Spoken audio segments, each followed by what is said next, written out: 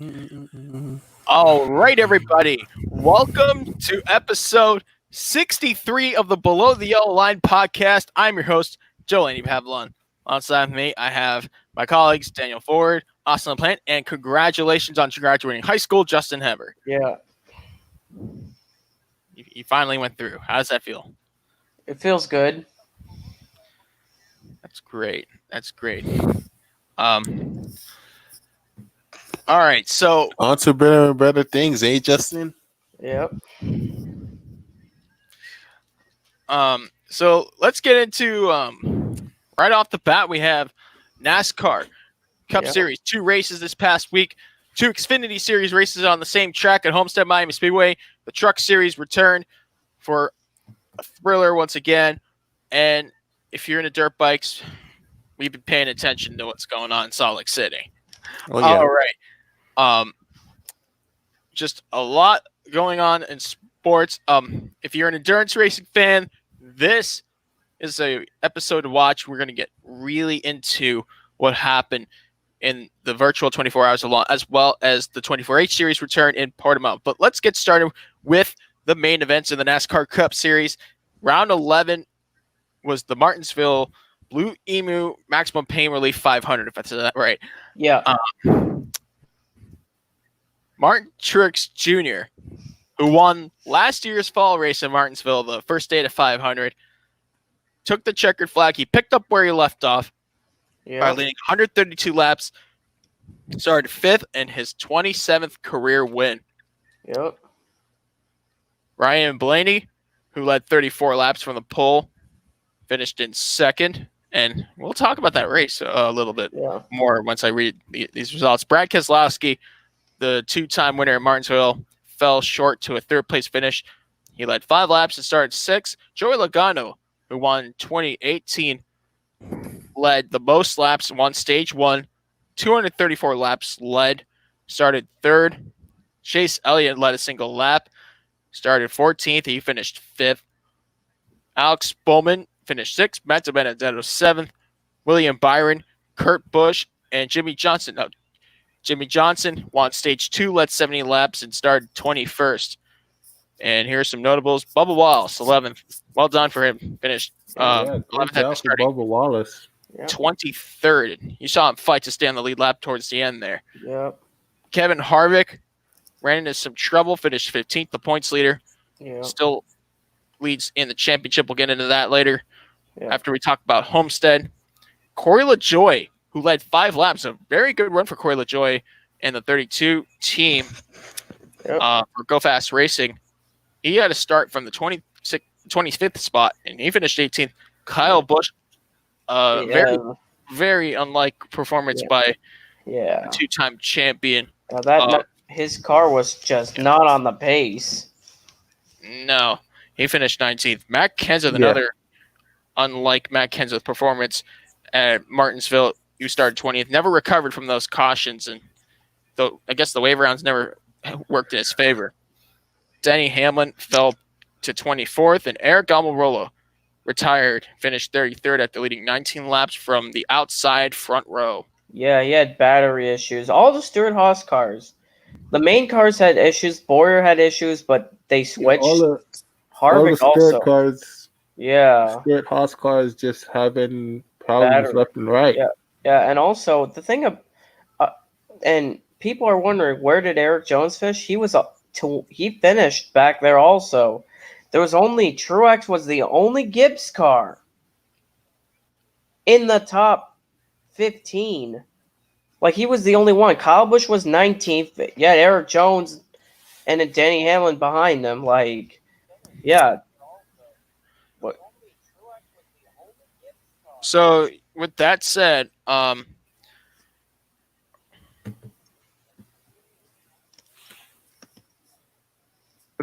I think Martin Truex Jr.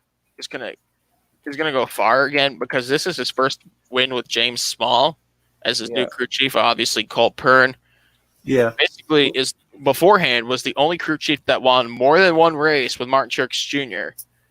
in Truex's entire career. Yeah, That- and that- those that's two, true. Cole Pern and Truex Jr., they've been really compatible these couple of years since they've been together. Right, but now that he's gone, James Small taking over was a little bit of a struggling start, but I think Martin Truex Jr. He definitely delivered. Yeah, he really did on a short track. His second win, that would be pretty awesome. Yeah. I'm also impressed with Corey LaJoie. Yeah, I finished 18th, but still a great run for him. And what he did on the worn tires was very impressive. Also, I was impressed by Matt DiBenedetto. Usually, this track doesn't favor him, unlike Bristol, but I think Martin turning around in his favor here. Yeah, and I was just looking. An interesting stat about Martin Truex Jr. His wins, most of his wins came with Cole Pearn. He has one win with James Small. His first win, which was driving the one, was with Kevin Manion, and he won with Chad Johnston, who is currently Matt Kenseth's crew chief. He won when Martin Truex Jr. drove the Napa 56 at Sonoma. So Right. that's interesting. So basically, Truex will have a new personal record broken after. If he backs up another win, which I think is going to happen in 2020, then he'll have another crew chief for the first time in his career win more than one race. Yeah. Truex's time in the Cup Series. Yeah. But now let's get into the driver of the 11th place finish, Bubba Wallace. Bubba Wallace was on the headlines for many reasons, obviously, unless you've been hiding under a rock.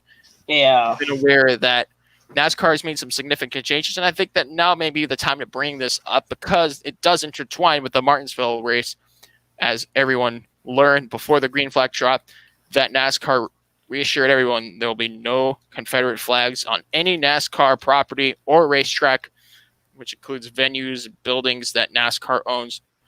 Yes. After an interview on Monday on CNN with Don Lemon, Wallace stated that Confederate flags should not be allowed on racetracks. And it was part of an interview based off racial inequality. Yeah. However, NASCAR really followed through.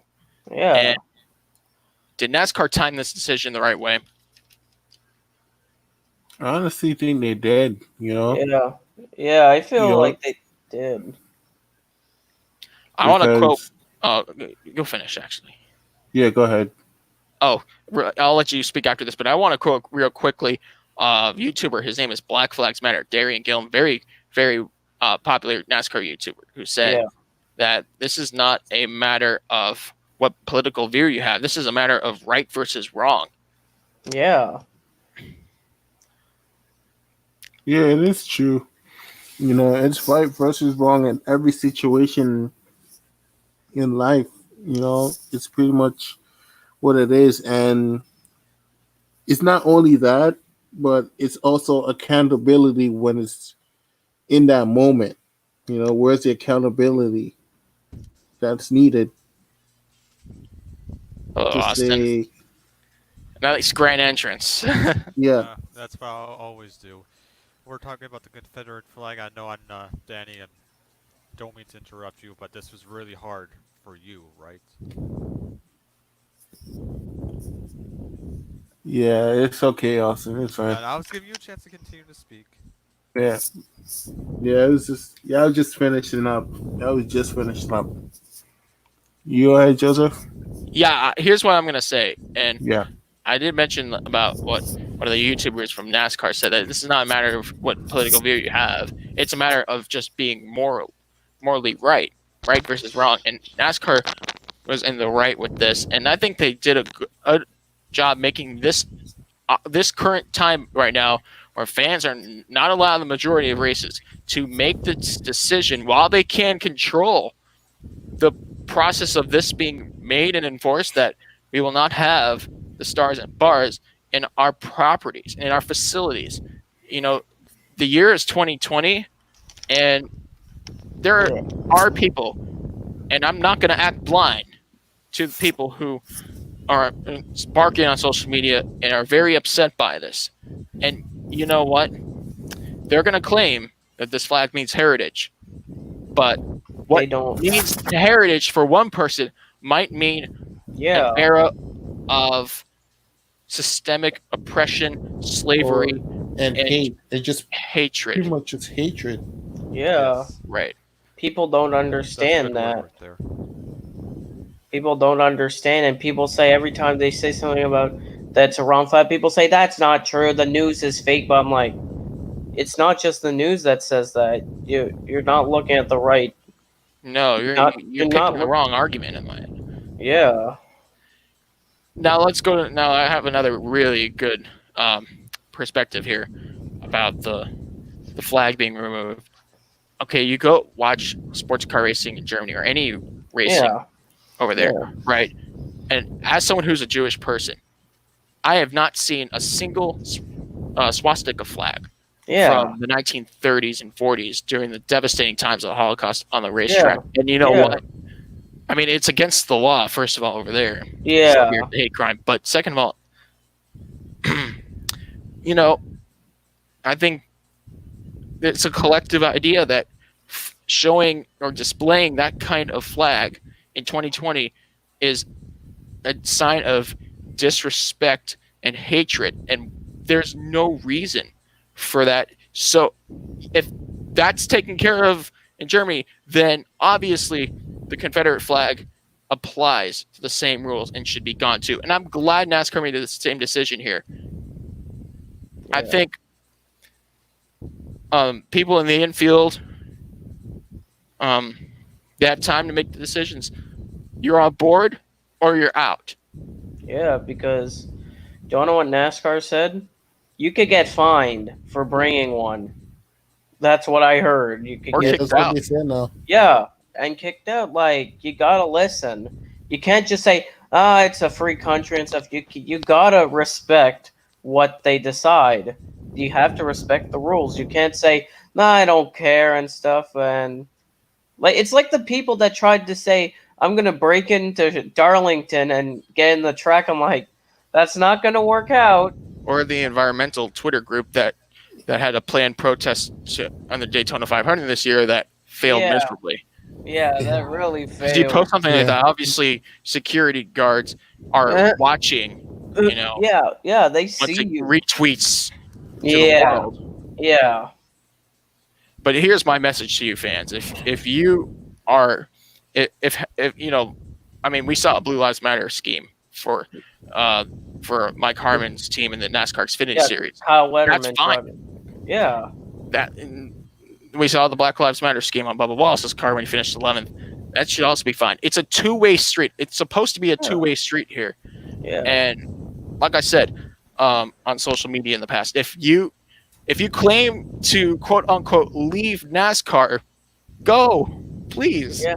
yeah. People, Yeah. do you know what's funny about that? You know, It people. ain't affecting anybody else but you. Do you know what's funny? People say I'm gonna leave NASCAR, but they comment stuff about NASCAR right after. It's like, I thought you were leaving. You didn't leave. Like, Well, Like, people- let me. yeah.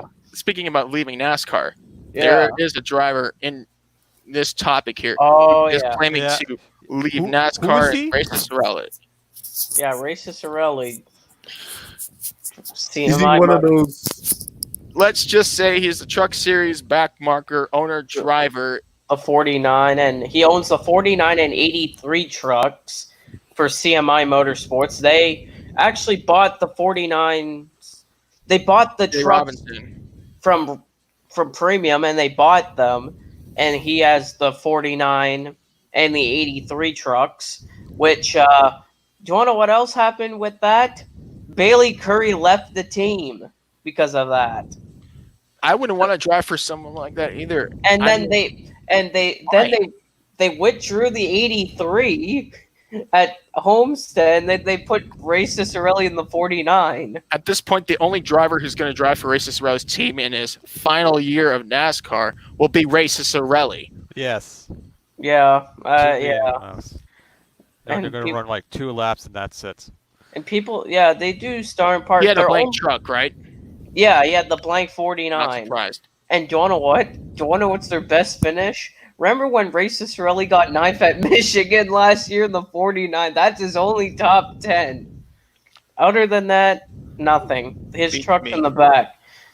The truck is in the back or crashing, or just Speaking starting- of the recent events that NASCAR's taken, or the recent moves that NASCAR's taken in the past week, Yeah.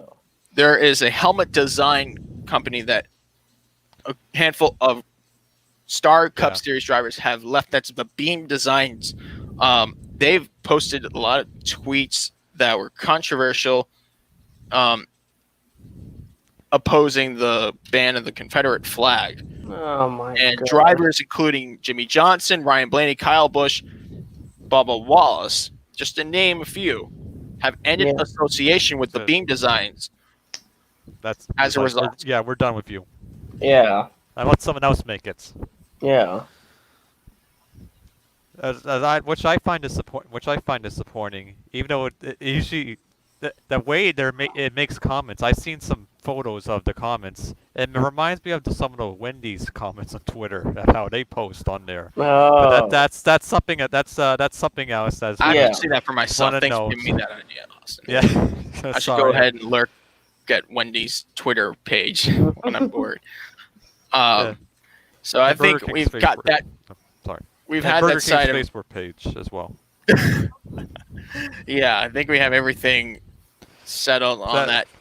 20. subject. Welcome to I think 2020. We're Yeah, halfway. Yeah, we are. Yep. Yes, Yeah, the way We're too soon cross halfway the through the line. regular season of the Cup Series as well. Yeah, that is true.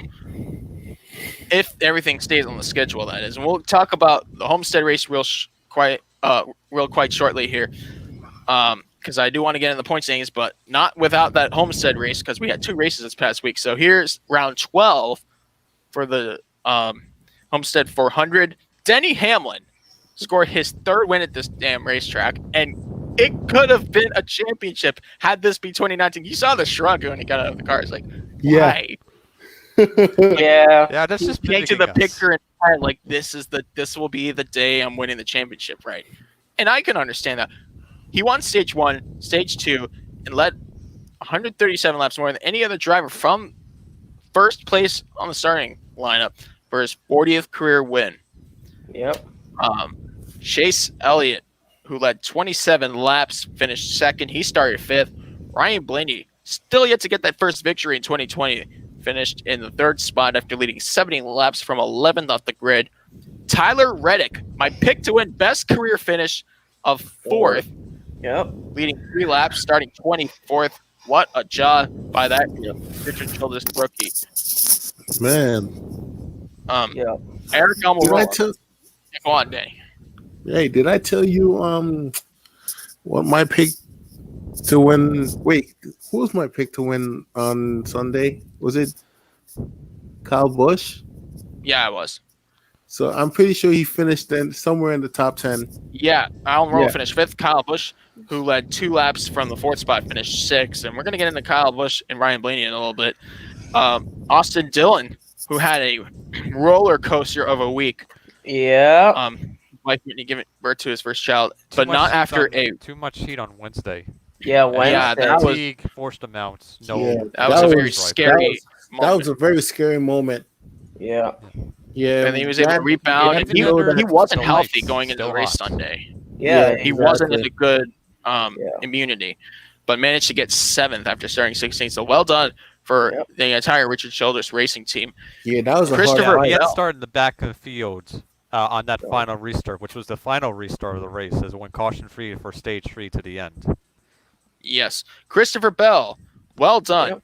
Career best P8. finish of 8th after starting 36. Yeah. Way back 36. Yeah, that random draw can really get you.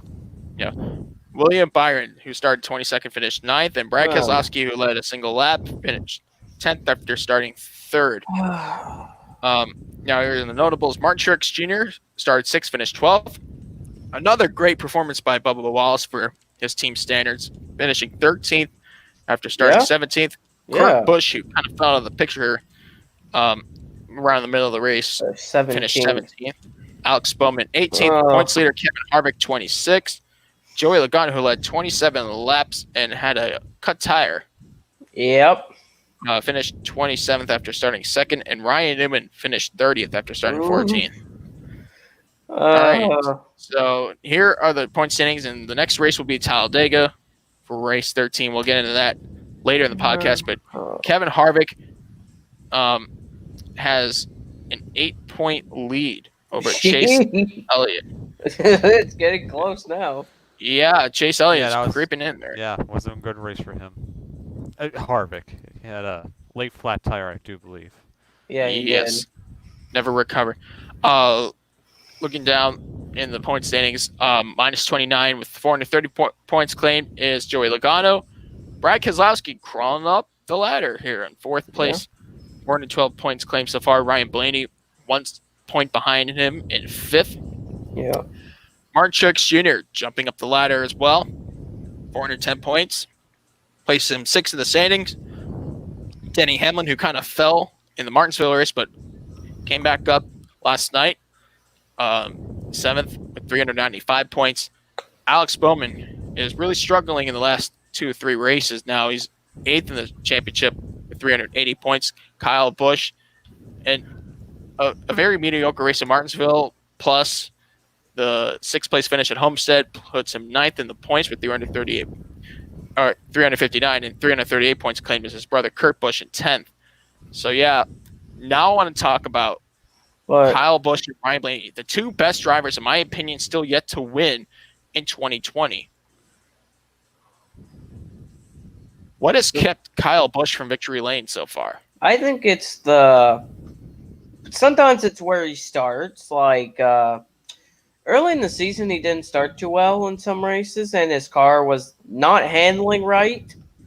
Some races he had a ill handling car, or it's him not finishing. Like some races, his car's bad. Daytona, you know what happened. So there's some of his races. I'll let one of you else talk about it.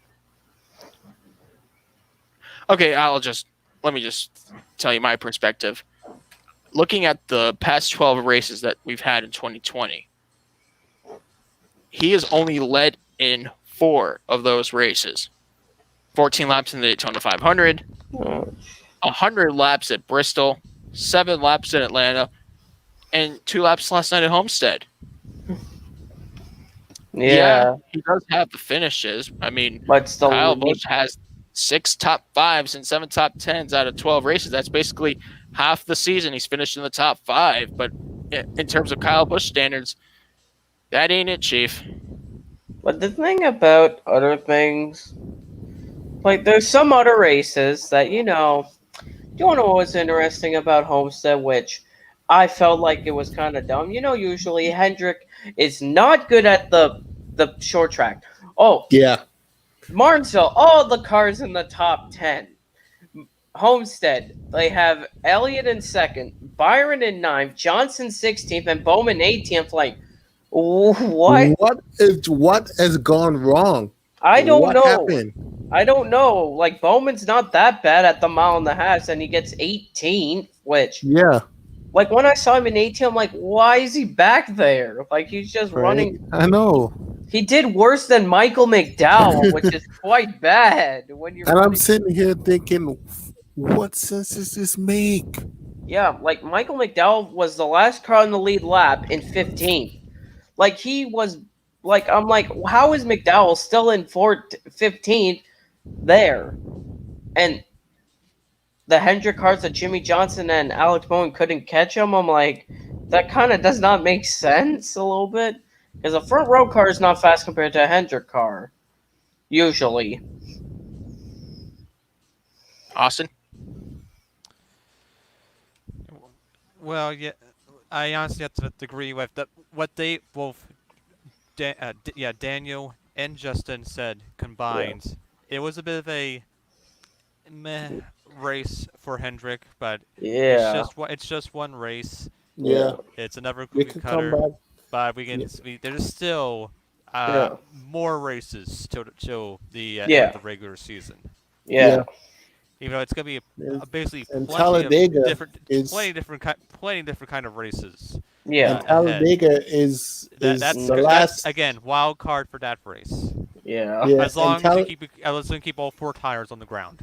Yeah, Yeah. and we're going to Yeah. get into that later in the podcast as we have more racing to cover now that the NASCAR Xfinity Series had 2 races for the Homestead 250 for rounds 9 and 10. So let's talk about round 9 for race 1. Harrison Burton led 2 laps from the pole, but he led the most important lap in the end for his second career win in a really thrilling duel against Austin Cindric, who finished second, leading 24 laps, started 9th. Noah Gragson, and we're going to talk about him twice when it comes to heartbreak. And he won stage 2, led 83 laps, started second, finished third.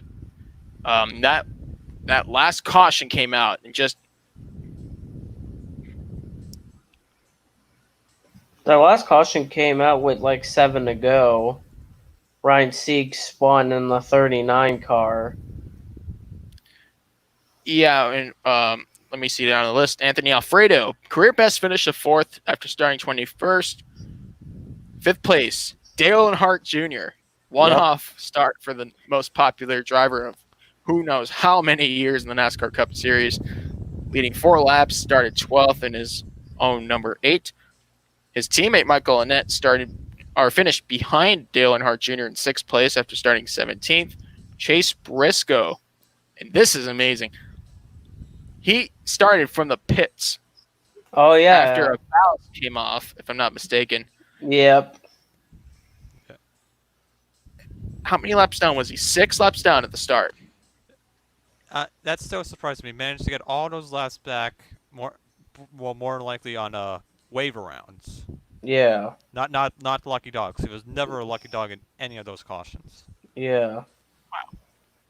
But the consequences: crew chief, car chief, and what was the third one? All got suspended for 4 races. I think it's engineer. Yeah, Was it- you may be right. I don't. Yeah. I keep forgetting that third one. Yeah. Yeah, they So- got suspended for that falling because you don't want somebody to hit that because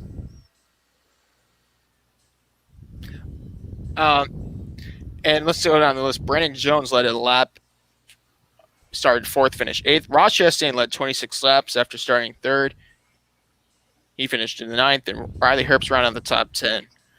And notables, shout out to JJ Yeley, 11th place finish in a Bobby Daughter machine. yep, in the 07. Yeah, that That's was right. that was a really great performance by JJ Yeley. Yep. Yeah, 11th place for the Arizona native. Justin Haley finished 13th, and Ryan Sieg 28th.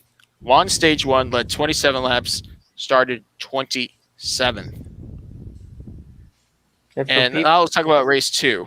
And for people that didn't know, for that race on Saturday, the top 15 were inverted for the start, so that meant 15th place finisher Myatt Snyder started on the pole in the 93 car. Yeah, so yeah, the top 20 was inverted, but here are the The results. top 15, Joseph. Top 15, sorry. 15. Yeah. Jesus.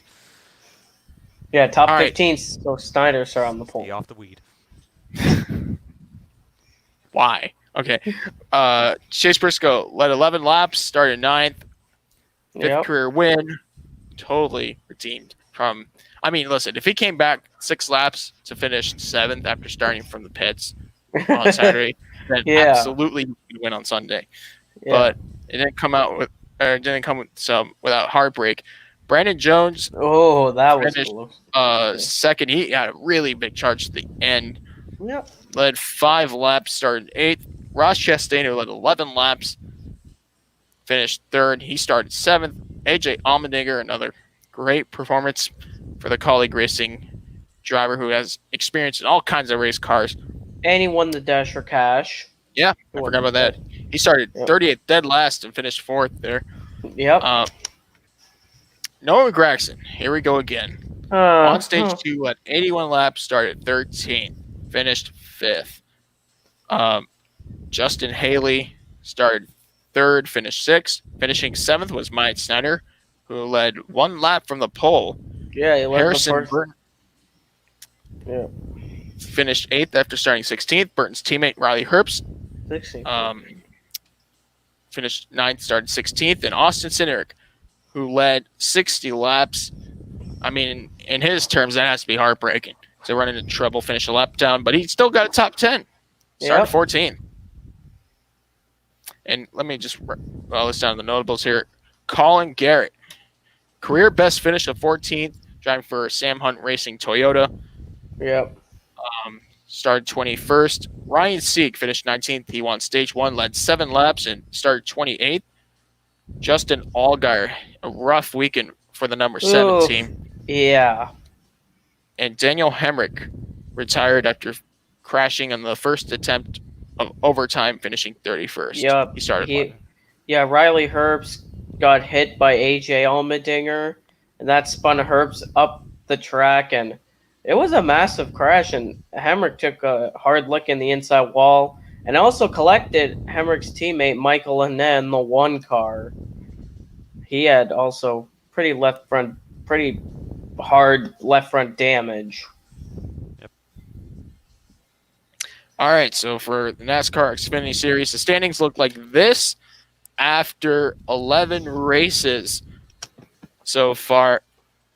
Noah Gragson remains in the points lead, 18 points. He has 435 points claimed so far over Chase Briscoe, who has 417 points claimed, minus 18 from Noah Gragson. Harrison Burton, third so far, 390 points, minus 45 off the leader. Austin Cindric, 4th place in the standings, 10 behind Harrison Burton. Yeah. Ross Chastain, a solid 5th so far, 374 points claimed. He's kind of in that safe zone. Brandon Jones, who had a up and down last few races, but he managed to get those top 10s. And at 2nd place, of course, don't forget about yesterday. 6th place, 345 points claimed. Justin Haley, 7th so far, 338 points, but 2 points behind him is the driver who took the biggest fall, Justin Allgaier, 328 so far, and minus 107 off the leader. Ryan Sieg, with those stage wins, puts him 9th in the points with 266 claims so far, and minus 175 in 10th is Michael Annett with 260 points so far. And the next race will be the Talladega 300, which is race 11 of 30. Yeah. We'll get into that later in the podcast, but let's just get into the standings here. Is Noah Gragson a serious threat to win this championship at this point? I think it's if he has his consistent finishes, because some races he's not consistent. Some races he just throws it away, kind of. Like, he does good until he hits someone or gets in the wall and makes mistakes, which it happens. Sometimes you make mistakes, but like some races, Hemrick makes like some of the dumbest mistakes sometimes. Like, remember Auto Club? Remember when This he year? tried? Yeah, remember when he tried to go after Ross Chastain under caution and drove on the apron for some random reason? People are so confused. I'm like, what is he doing on the apron in turn That's a 1? pitfall. It's a short policy for Noah Gragson. Yeah. Yeah, there's some things he has to like tone down a little bit. Like, under caution, you don't want to get mad and hit someone. One, you could get damage from it, and NASCAR wouldn't like you going chasing someone under yellow. You're just not doing any good to yourself. No, But and that's one thing. And you don't want to risk getting damage, because damaging your car, then your team has to repair it. You might be a lap down or 2 laps down.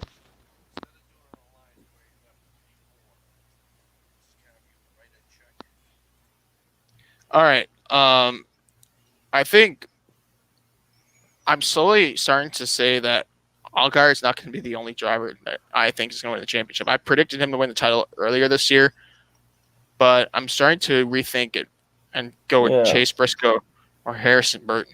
I just don't see Justin Allgaier unless something changes, and has to change drastically. Yeah. Because, like, Justin Allgaier, he's been inconsistent. Yeah, I know. Hold on, we got a question here. Sorry to cut you guys off, but Tammy Lee said, "What do you think about the All-Star race being moved to Bristol?" Yeah. That just came out hours ago. Yeah, that's interesting. I think it's a good move. Yeah, because they've only been to Charlotte. They've never ran a short track. And also, people are like, why? I figured out why. One thing. Usually, like, it depends. Like, some areas can't have any events and stuff because, there's the things about, Fan capacity. and not just that, the cases. I heard in North Carolina, it's going higher, which is not a good thing. But in Tennessee, it's been staying normally, and not been rising so high. So, and Bristol's an interesting track. It's a short track. The first time, it's not a mile and a half because they ran Charlotte, except 1986, which was Atlanta. at Atlanta, so it's the first time that's at a short track, which that's quite interesting. So Here's my reasoning for it. NASCAR has nothing to lose, yeah, and even if the All-Star race just for some reason can't work as planned, then it's not a real race. You can scrap it out, come back next year. yeah. It's just Start Brett. the only thing is, And second of all, it's meant to be part of the Coca-Cola 600 build-up. yeah, In the because middle of May, a week before the Coke 600. yeah, like the thing about that at Bristol, it's like, the All-Star event. It's only the only thing you get in the All-Star, like the main All-Star race. You get the $1 million check plus the trophy, and you also have the Open, which is for the the winners that are And you have a week off. yeah, You don't have to worry about the championship. You just worry about and then hit or miss. and then after that they go to Texas. They go to Texas after the All-Star race. They head to This Texas. is a midweek event. Yeah, and then you have the Truck and Xfinity event on Saturday, the 18th, and then on Sunday, July 19th is the AAA Tech, the O'Reilly Auto Parts 500 from Texas. That's in July. The fans will be treated for sure. I heard And also. I hear that you'll be allowing fans. Sorry to cut you out there, Justin, but about 30,000 fans. That Bristol Motor Speedway has a capacity of Yeah. over 170,000 if you provide the seats, right? Wait, let me just. Come on, People don't have- tell me I'm wrong here. I'm just kidding. You can Pe- find the facts. No, people are trying to say, I don't know about that. About the ARCA race is supposed to be at Charlotte. I don't know Wow. what. The ARCA race is supposed to be at Charlotte on the 15th, which it's kind of confusing to me because on their. I don't know who edited this page is not the smartest, I don't think, because it. On ARCA it says the Charlotte Oval. I don't know who decided to edit this Wikipedia page. Why am I looking at Wikipedia in the first place? Yeah, that's part of the problem here. Somebody said it's going to be at the Roval, which I do not think it's going to be at the Roval. That would make for a good concept. But for Maybe if the a pandemic didn't interrupt the season, I could see that as a possibility. Knowing where NASCAR is taking their Cup Series to in 2021. We'll get more into that later because we still have a lot of recent events to cover. Yeah. We haven't even talked about trucks yet. We'll talk about the NASCAR Truck Series. Only 5 races in so far. The 5th round of what is a supposed 19-race calendar. Oh, jeez.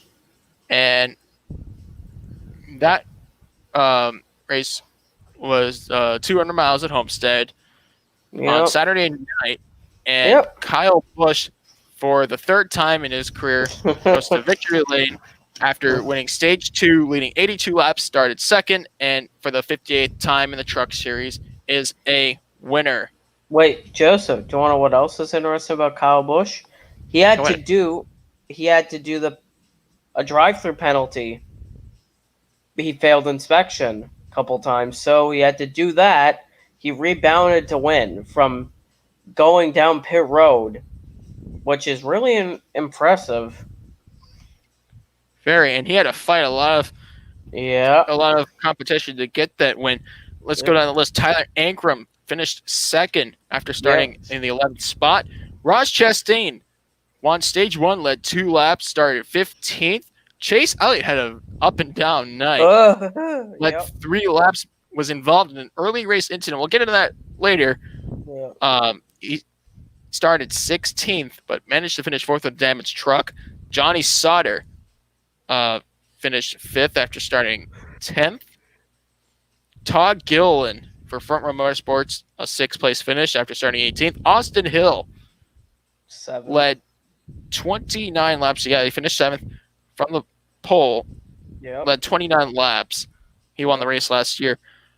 Christian Eckes led 17 laps from the 4th spot and finished 8th. Matt Crafton finished 9th after leading 1 lap and starting 13th. And Ty Majeski for Nice Motorsports rounds out the top 10 after starting 21st. Now, here's some notables. Struggles continue for Stuart Friesen. He finished 14th after starting 19th. Grant Enfinger, the points leader. Or not the points leader. He could have gotten the points lead, but that's not the case. He finished 17th, started 3rd. Ben Rhodes, teammate, started 5th, finished 18th. Brett Moffitt. Oh, yeah. Yep, Brett Moffitt finished 36th. He was involved in that incident in the opening laps after starting 9th, retired from the race, as well as teammate Zane Smith. Zane Smith, 37th after starting 6th. Yeah. What went wrong for GMS Racing? I think the thing about it is, one, Zane Smith got loose in that 21 truck. It's like he got loose. Like he couldn't save it because it's kind of hard to save a truck sometimes. The trucks, for some reason, are harder to save than the Cup and Xfinity cars. He was so loose, and then Brett Moffitt and Chase Elliott, they got collected into it, which they ended up getting collected, which ended up Moffitt and Zane Smith not finishing well, but Chase Elliott still finished. But yeah, that's one thing that went wrong for GMS, and people did realize that not just that was not bad for GMS. Later in the race, Sheldon Creed would hit the pit road barrels trying to get down pit road. He was locking up, Personal trying to get. embarrassment, I bet. But like I've seen worse. I've seen Jeff Earnhardt do that in 2017. I think what happened, the wheels locked up when he entered Yeah. the flat. Yeah, it's so hard to get down pit road at Homestead and hit those barrels, damage his number 2 truck, which That brought a lengthy red flag. yeah, I remember Jeremy Clements did that in New Hampshire in 2018 in the 51 car. He ended up doing the same thing, sliding into the barrels and destroying the barrels. All right, so there's the results. And after 5 races, Austin Hill has extended the points lead to 44 points ahead of Christian Eckes, 209 over 165. Yep. Grant Enfinger dropped a little bit with that 17th place finish. The 30s, tied with Ben Rhodes, actually. They both have 161 points claimed. So down to 5th, Todd Gilliland, minus 61. He's got 148 points so far. Zane Smith took a major blow in the points from 2nd down to 6th. Yeah. With 147 points claimed. Johnny Sauter, 7th after that DQ at Atlanta. Improved with the 5th place finish with 140 points claimed so far. There's still a long way left for the 2016 champ. Brett Moffitt, the 2018 champion, took a huge hit like he did at Homestead, obviously in the race and in the points, down to 8th, minus 72. Sheldon Creed, Moffat's teammate, as well as Tyler Ankrum, minus 74 for Yeah. Creed, minus 76 for Ankrum. There's one driver outside the top 10. Actually, two drivers that maybe a lot of you guys are scratching your heads about. Why is he so far back? Matt Crafton, 11th, minus Yeah. 77, and Stuart Friesen, 14th, minus 97. They're still sort of in range, and only 5 races Yeah. are in the books. Do they have time to catch up? Just yeah, they have time. It's just they have to be consistent. Like you can't be finishing like getting DNFs, like crashing out in the races. You have to finish good. You can't be like finishing 20th and expect that to be Yeah. good enough. Austin, what's your take on those drivers? Well, all I said was yes, and here's sort of why. You just need to finish. Stay consistent. Just at least get some top 10s, or at least top 5s. And heck, you gotta get a win at some point. That's Yeah, what I think. Just basically that. There's nothing else to make a note of it. yeah. Honestly, I was about to say the same thing. Consistency is really key here. And my next question is, can anybody stop Austin Hill as his points lead is growing drastically race after race? Oof, it's gonna That, be no. hard. The thing about Austin Hill Nah. is he's so good right now. That 16 team knows the things are clicking, which is really good. Like last year, Austin Hill right now, as like last year, Austin Hill only had 1 win. He has none this year, but this year he's consistent.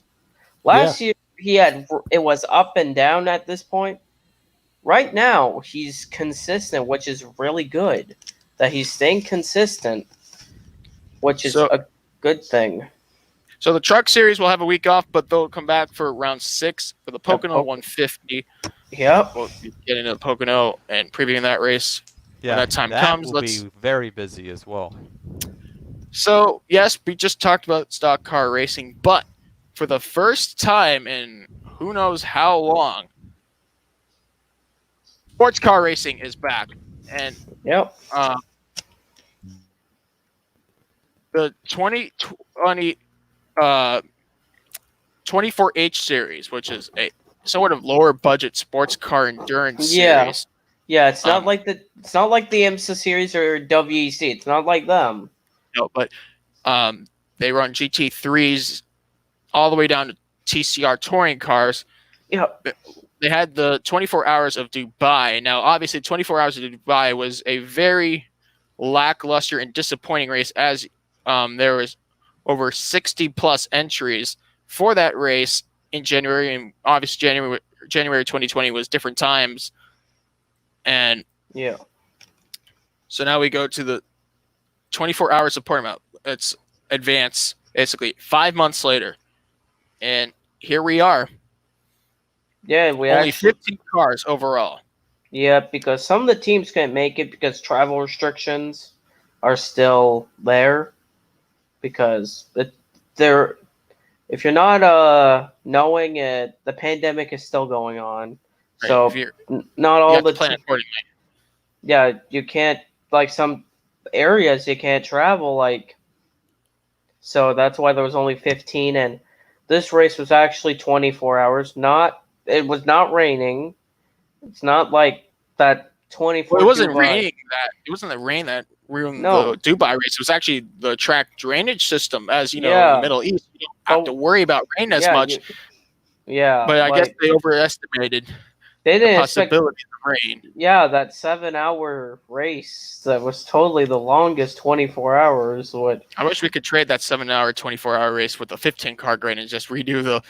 Yeah, because But obviously, you can't have the perfect. But at least we have the race Yeah. back. It's a stepping stone forward. Let's Yep. get into the results. Obviously, there are divisions here: the GT division and TCE. So yeah, there's multiple classes, but they're still in the same division. So you have multiple bragging rights, obviously, other than the overall win. Were you trying to say something, Justin? breaking news for ARCA. Just saying. You know that ARCA race at Charlotte? Yeah. It's been moved to Kentucky. Makes sense. So that's the first time they've been at Kentucky since 2017. Was the We'll get last more. time? Yeah. Sorry to cut you off, but we'll definitely get more into that later. Yeah. But yeah, Arca is coming back to Kentucky. That's gonna be cool. Yeah. But yeah, here's the results. So obviously, we'll just start off with the highest class GT3 Pro, finishing first in the class and first overall, 26 laps ahead of his teammate, the number 92 Herbert Motorsport Porsche, for the GT3 Pro class, and 26 laps behind in second place is the number 91 Herbert Motorsport Porsche. Obviously, that's what you get with the 15-car grid and 24 hours.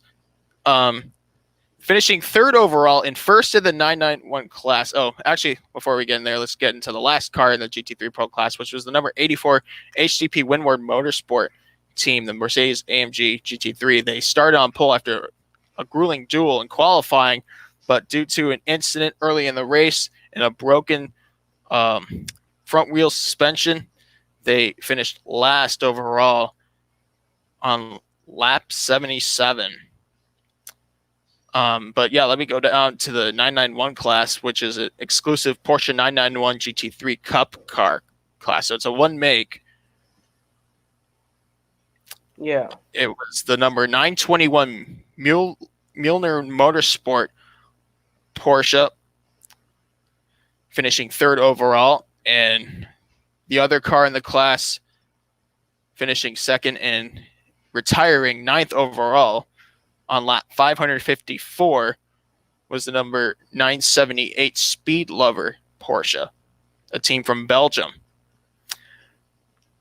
As for the biggest class in the race, which was a 6-car TCR class, touring cars, affordable front-wheel drive machines, it was the number 12 Autodrama Motorsport by Wolf Power Racing Volkswagen Golf GTI TCR.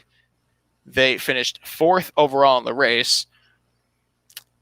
Second was the number 117 Comtuyu Team Audi Sport, which is an Audi RS3 LMS TCR.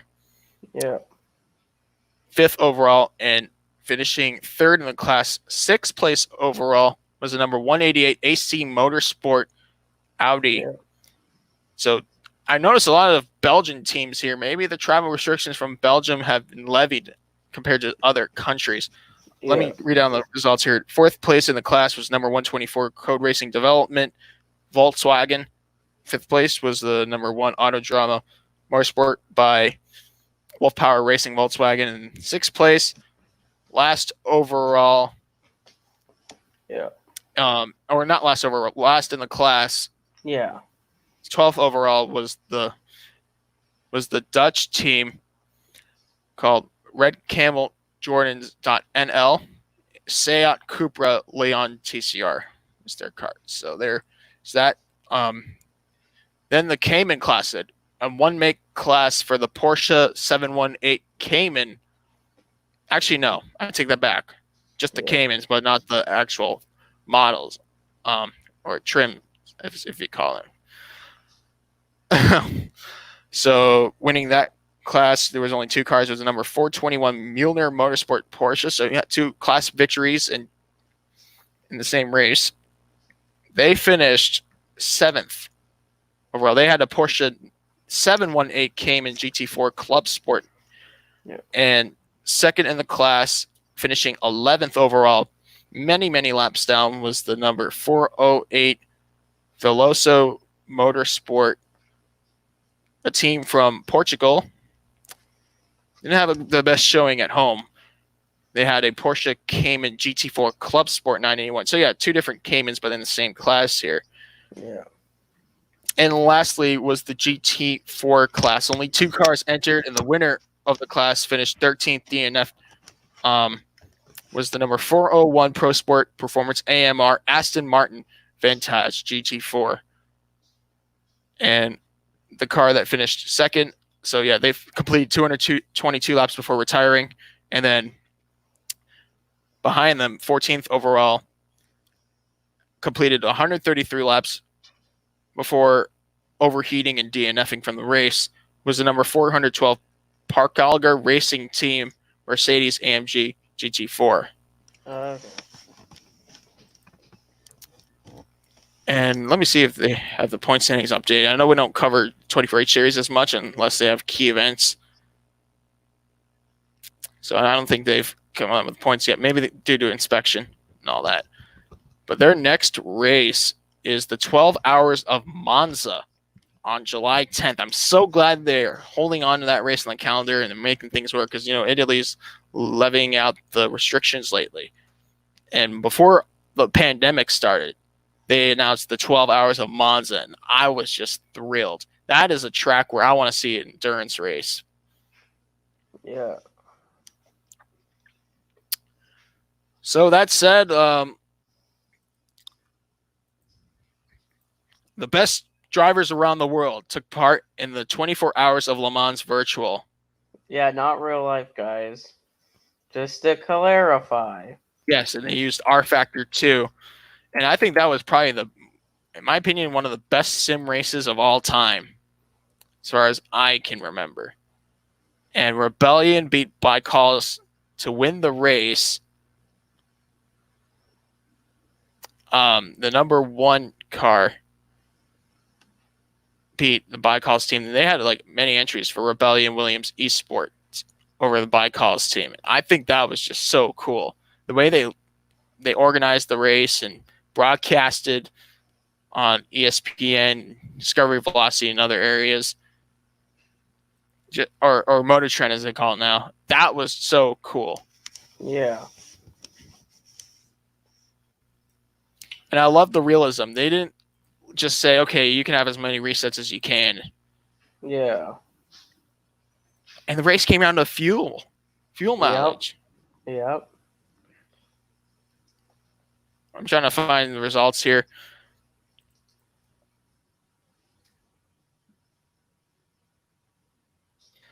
But, obviously this was supposed to be the real 24 Hours of Le Mans this past weekend. Yep.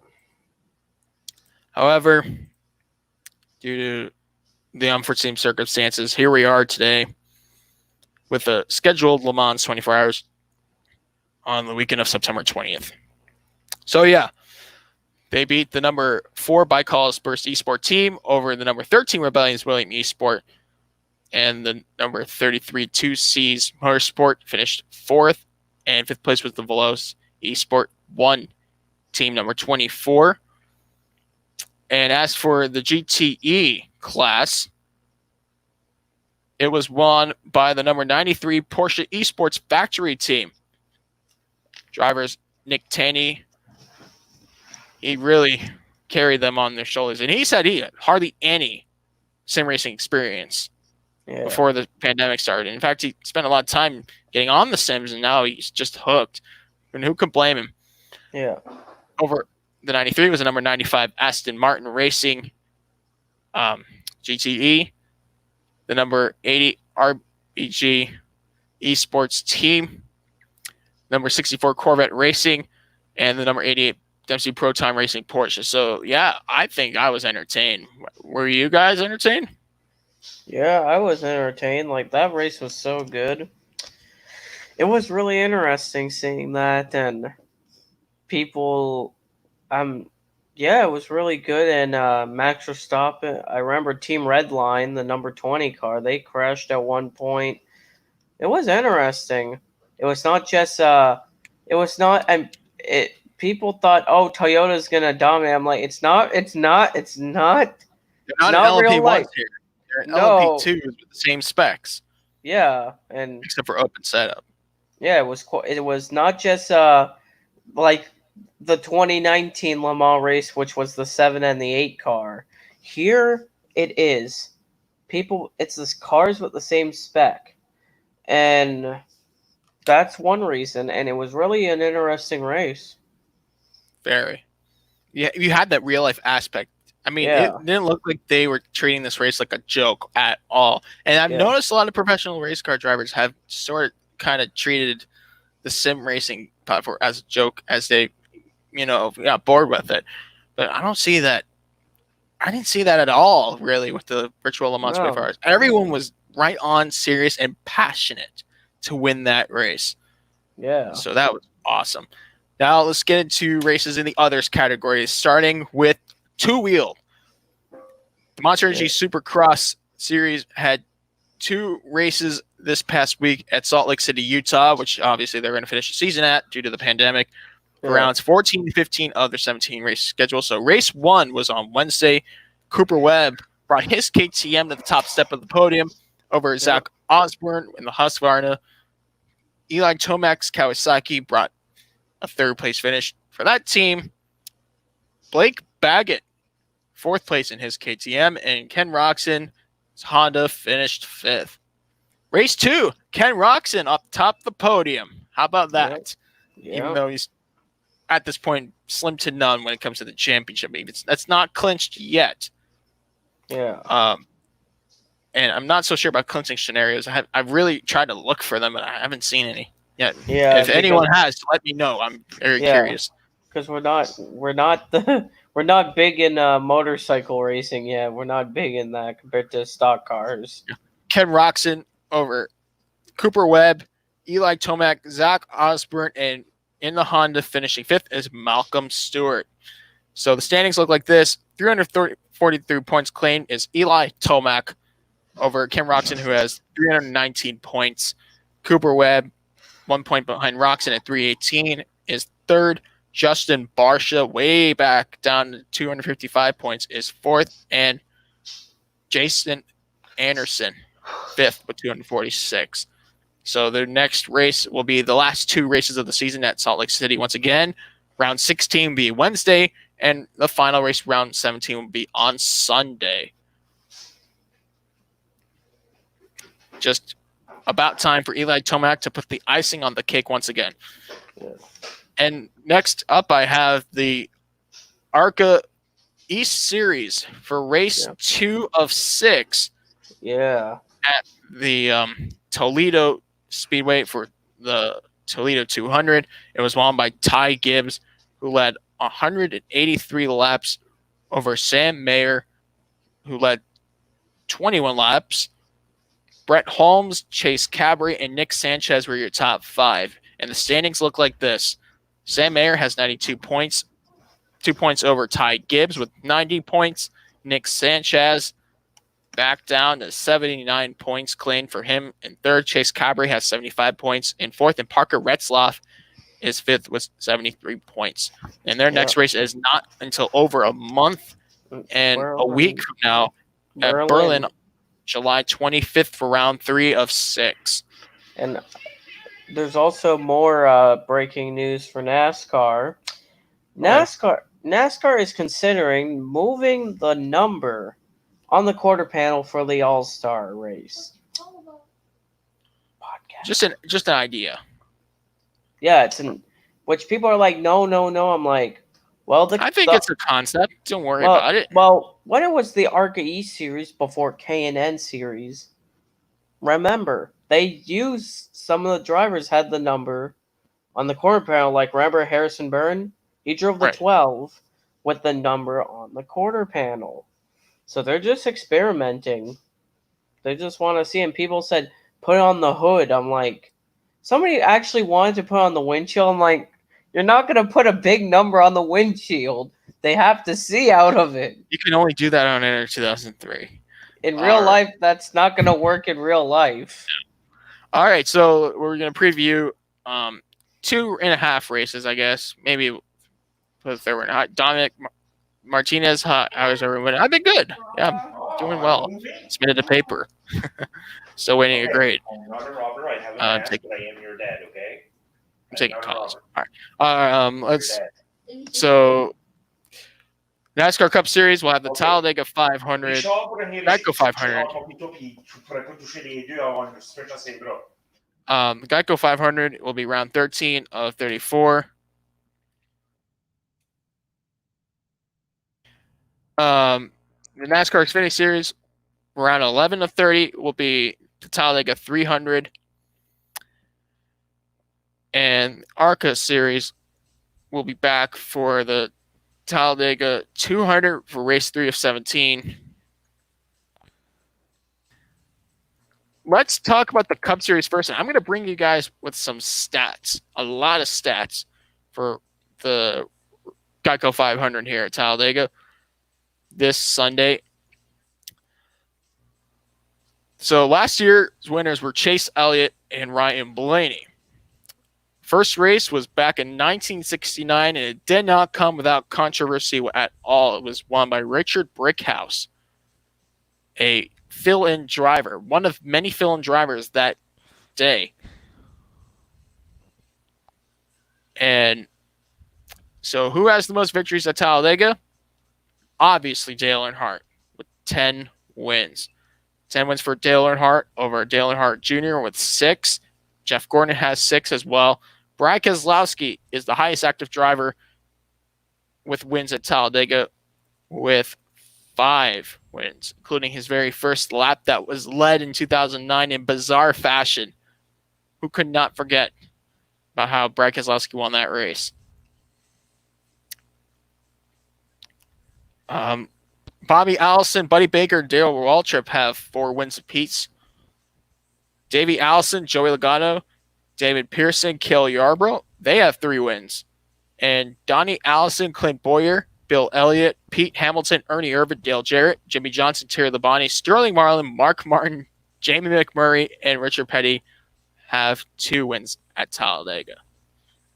As for the spring race in the Geico 500, the teams that have the most victories, Hendrick Motorsports with 8, Wood Brothers, Renier Lundy, and Richard Childress Racing with 4 wins apiece. Bud Moore Engineering, Joe Gibbs Racing, Roush Fenway Racing, and Team Penske have 3 wins. While Petty Enterprises, Junior Johnson and Associates, Leo Jackson Racing, Robert Yates Racing, Morgan McClure Motorsports, and Dale Earnhardt Incorporated all have 2 wins apiece. Now, as manufacturers are concerned, in the spring race, that is, Chevrolet obviously has the edge with 20 wins over Ford with 13. Mercury and Oldsmobile have 4 wins. Buick with 3. Pontiac and Toyota with 2. And Dodge with 1. All right, guys. Let's get into this now. Who is going to win this thriller on Sunday?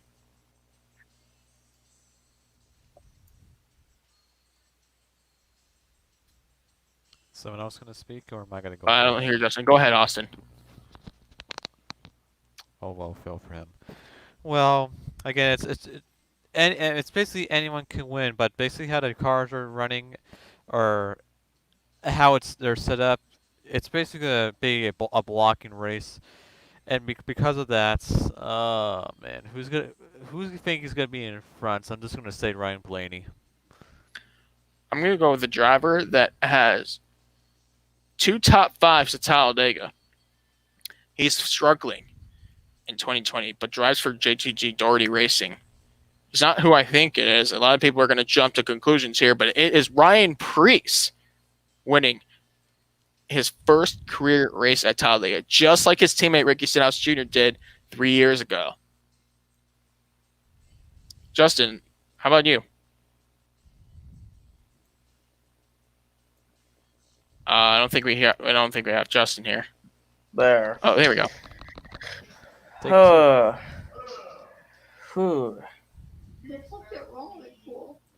My pick. Okay, my pick.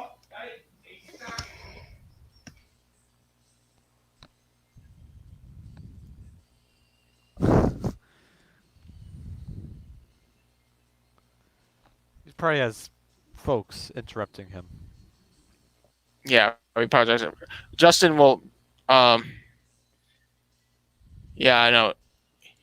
Because he's got background noise, so that's what happens when you do things in quarantine. And I'm not just saying that because we podcast, but a lot of people do this on Zoom calls, and there's just uncooperative people in the house. That happens at times.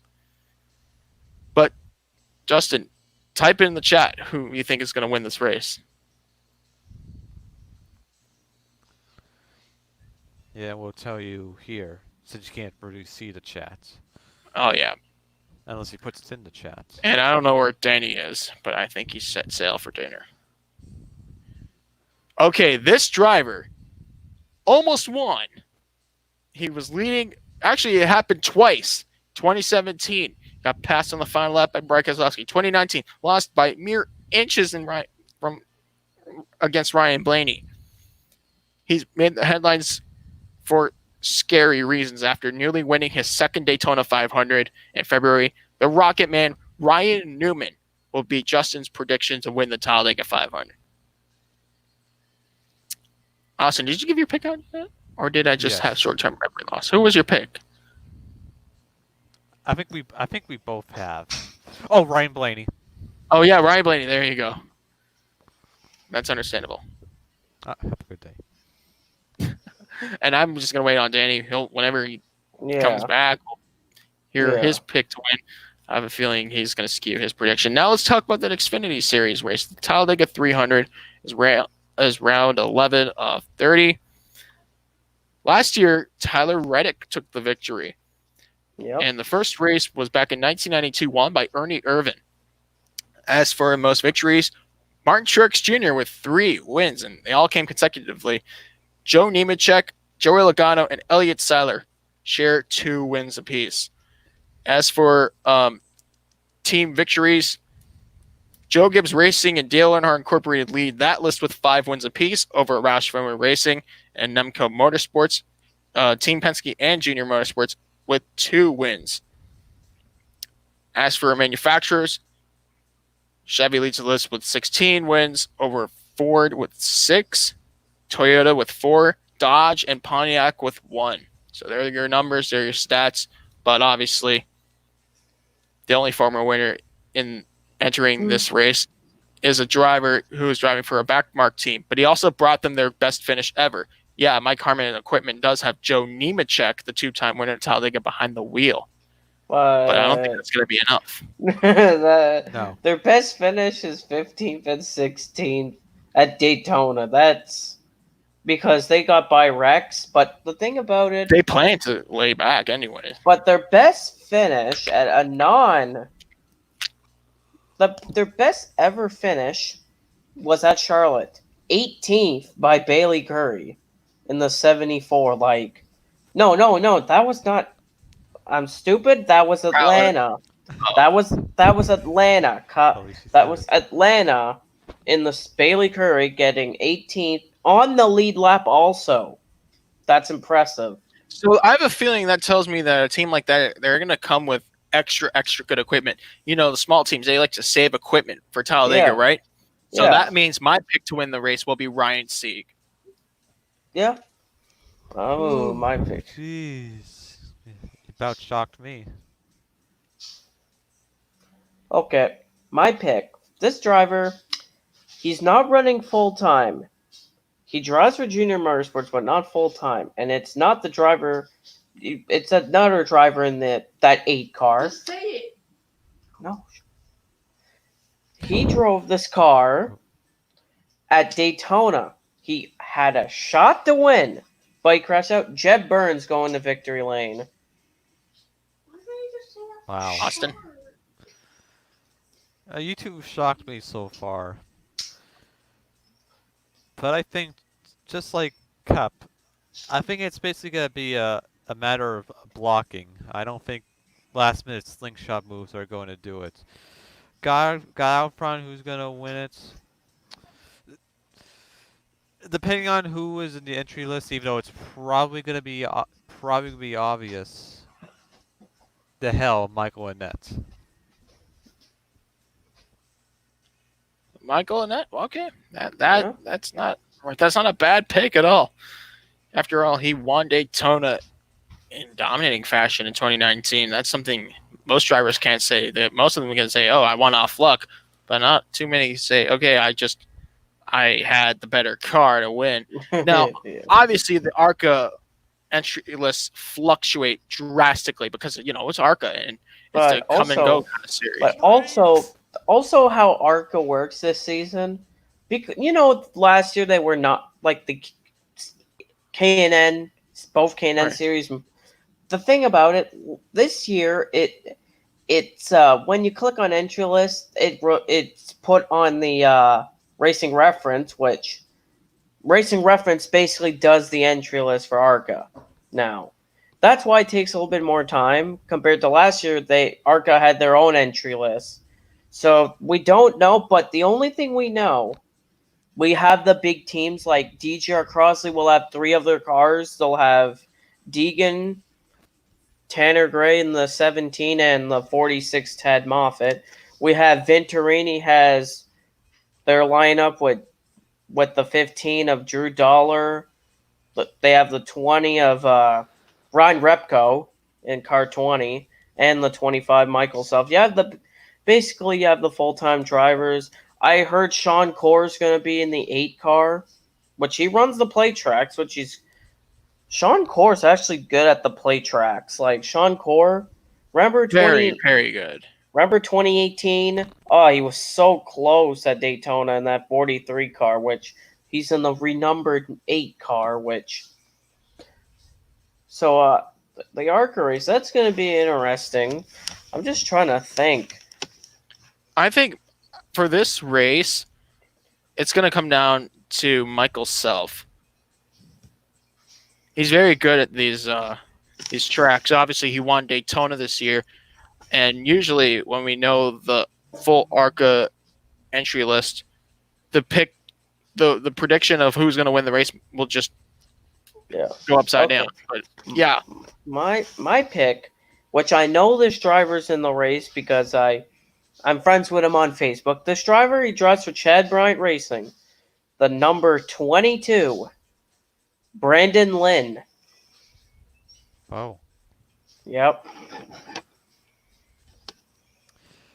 I picked Tim Richmond. No, I'm just kidding. Jeez. I was going to say Don Nicolopoulos. I screwed that up. Drew Dollar. Yeah.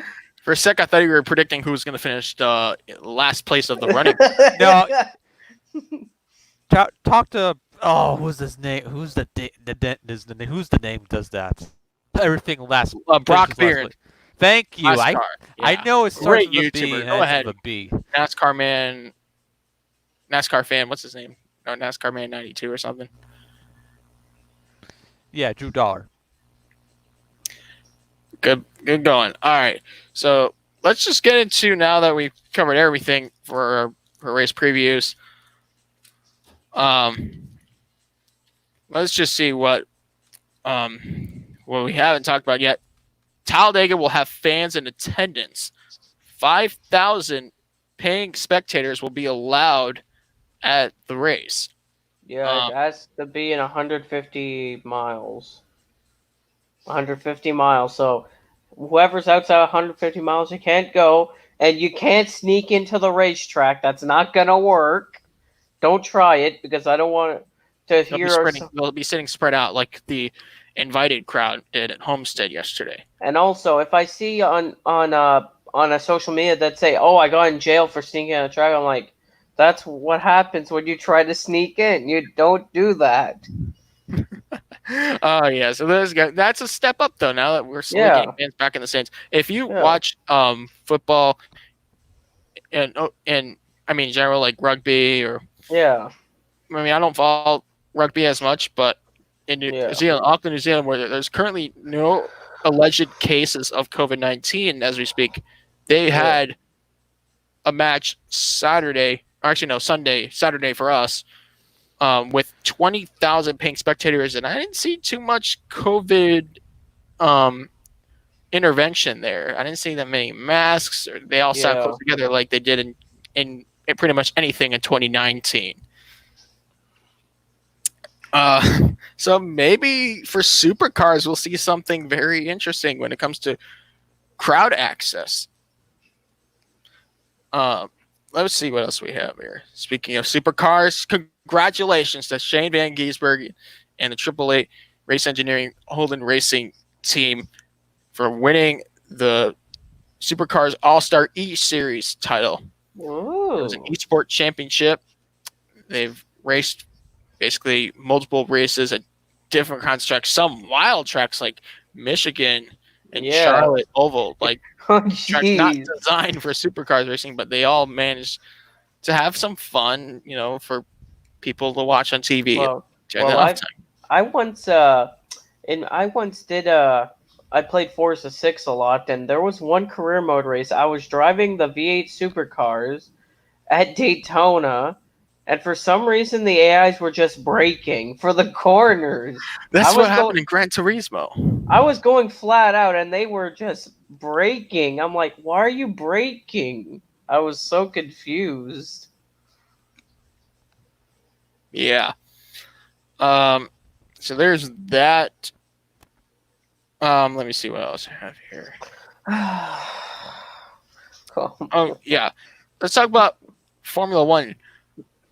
FIA, the Women in Motorsport Organization, which is part of the FIA governing body, has joined Ferrari Drivers Academy, also known as the FDA, not the Federal Drug Association, but the Ferrari Drivers Academy, to recruit female racing drivers from ages 12 to 16. Obviously, it's been a long time since a female has raced in a Formula One Grand Prix, which was in 1976. Jeez. It's a while. They didn't think that long. Yeah, so it's been a while. And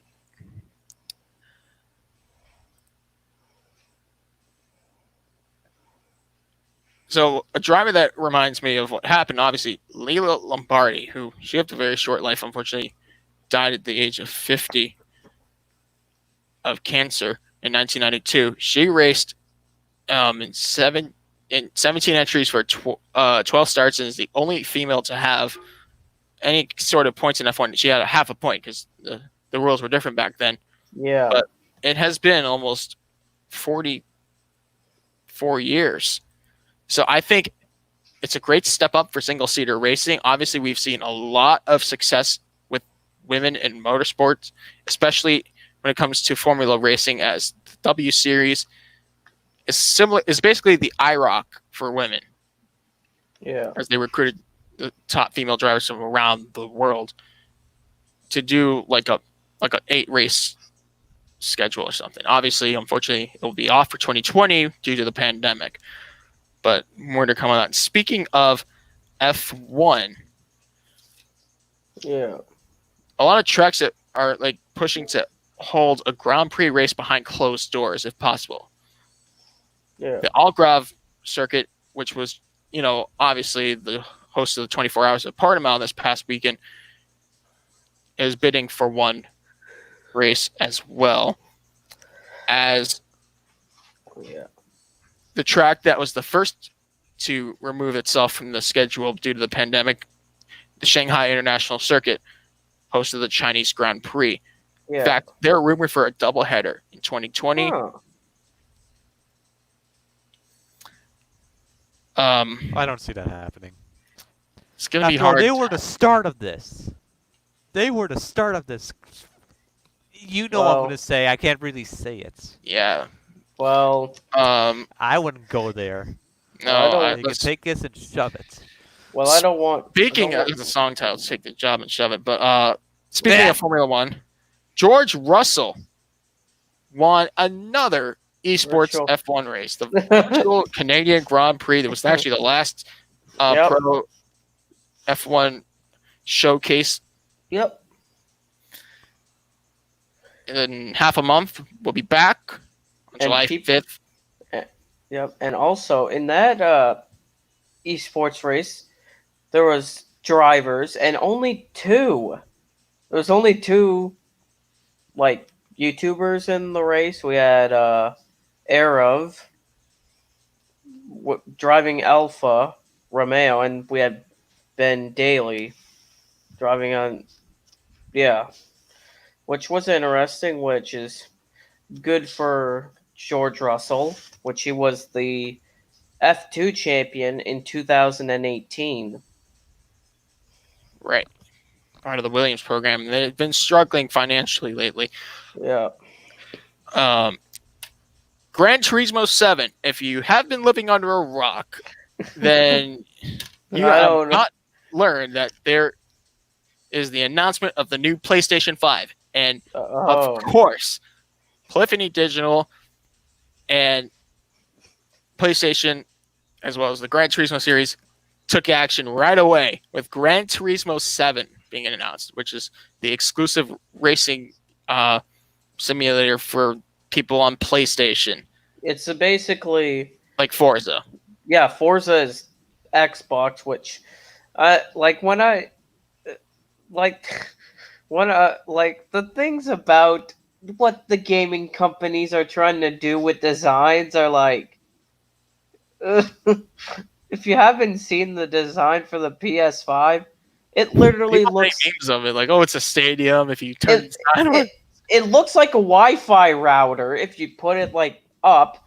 The Xbox Series X looks like a mini fridge. Like I'm like it's so like wide. I'm like when I'm seeing these designs, I'm like, I guess they really wanted to do a new design.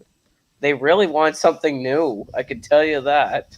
but Gran Turismo fans like myself Yeah. have been somewhat disappointed with the game GT Sport, which came after Gran Turismo 6. Gran Turismo 5 was released in 2010. Gran Turismo 6 3 years later in 2013. It was kind of like a spin-off of GT5. They had the same characteristics. But then GT Sport came out in 2017, and a lot of people were disappointed on the PS4 Gran Turismo game. It was scaled down. Yeah. I guess it was the Sonic 06 of the GT franchise, but you know what? I see a rebound coming with Gran Turismo 7. I like the trailer. I like the menu layout. It's almost like Gran Turismo 4 vibes are just coming back. Yeah.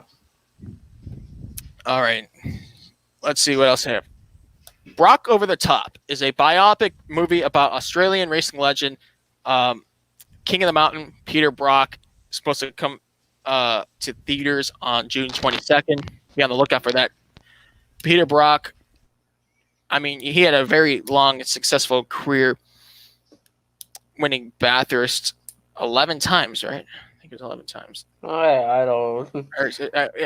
I think it's 9 times. I swear, it's either 9 times or 11 times. Peter Brock.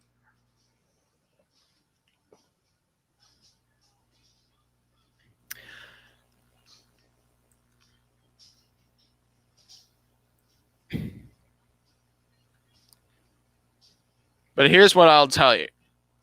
There was a TV film that came out in the 2000s. Yeah, he won it 9 times, called Brock. And they received a lot of criticism due to the layout of the characters. Like, they were wearing clothes from the 2000s in a 1970s setting, and it just didn't match. Yeah. But I love the racing scenes. It was a pretty decent movie, but hopefully Brock Over the Top will surpass that. So you just have to check it out for yourself when it comes out next week. Let's see. Mike Snyder will compete for the entire Xfinity Series schedule. I think it's a win-win situation for him, right, Justin? Yeah, like he's driving for RCR, which is good team, obviously. RSS Racing, which is not the worst team in the world. They've run decent. Which Myatt Snyder, last year he didn't. Myatt Snyder, I don't even know what he. Trying to figure out what he didn't race at all in Xfinity last year. He was with the ThorSport truck program. He ran part-time in the 27. Other than that, one other race. Fell in with Sauter after his suspension from the Iowa incident. Yeah, he drove the Gateway in a top 5 finish. Yeah, in the 13. And also, people have been wondering about what the All-Star race moved to Charlotte. What about from Charlotte to now Bristol for the All-Star? What about ARCA? ARCA announced today that they will run on July 15th at Kentucky Speedway to replace that Charlotte date, which they haven't run at the track since 2017.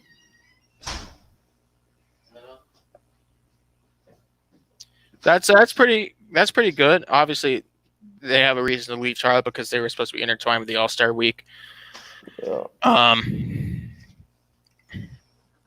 Let's see what else we have here. sad news. A very undermined female racer, a pioneer for the early 20th century, who had a female racer land speed record at the sands of Daytona Beach, Florida, and in stock cars and tracks alike, has died at the age of 101.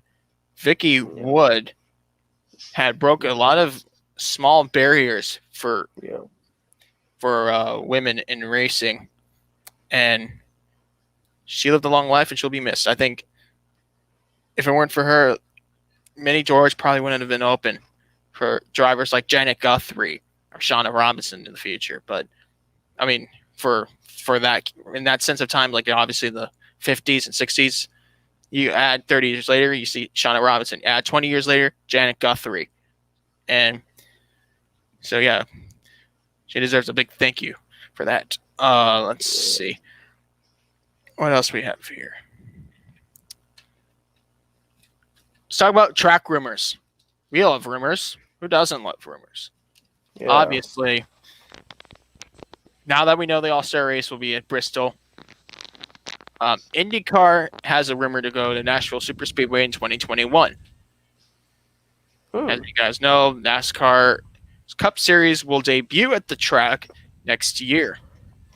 And also, fans, if you didn't hear,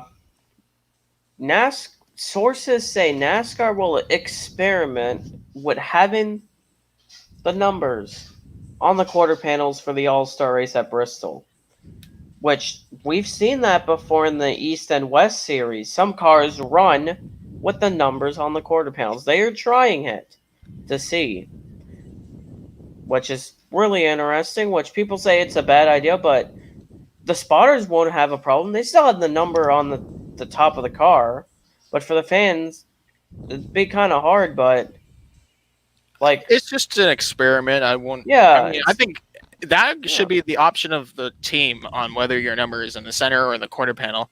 Yeah, somebody wanted to be other places, which somebody said should be like supercars. Somebody said they wanted a little number like supercars. I'm like, who's gonna notice the number? Well, the liveries stand out in supercars. That's the difference. Yeah, but in NASCAR, what happens if you have the Rick Ware cars with no sponsors? How are you gonna tell which one is which? That is true. That is gonna be hard. It's like, it's Joey Gates. No, it's Yaley. You're like, you couldn't tell who it is. Okay, now let's shift gears into this last topic I want to close the podcast with, and that is 2021 for NASCAR again. For the first time since 1955, the Cup Series will be rumored to race at Road America in 2021. Now, that's just a slight rumor that's developing. Obviously, we have to wait for more information on that. Yeah. Should the Cup Series race at a 4-mile road course? I don't know. It's still a road course. Yeah, it's a road course. Like the Xfinity race there, they race at that track, and the Cup Series, their biggest track they race at now, because Sonoma still has the carousel as Sonoma with it's Talladega, I meant. Talladega is 2.66. That's in size. Yeah, but the biggest road course they race at is Sonoma, 2.52 miles. Well, I think the longest lap is the Charlotte Roval. Yeah, that's true. It's like 1:38. So long. It's actually Sonoma's lap is extended in length because of the added it's carousel. like 1956, by the way. 1956. Excuse me.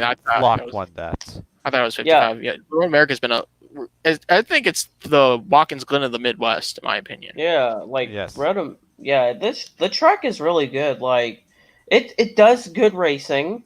We've seen good races. I remember, other than 2017, we had 2016. Michael McDowell held off Brendan Gaughan, his teammate. Which McDowell, if people were wondering why was he not at Michigan, he wanted to run Road America, so they had Sam Hornish qualify the 95 at Michigan.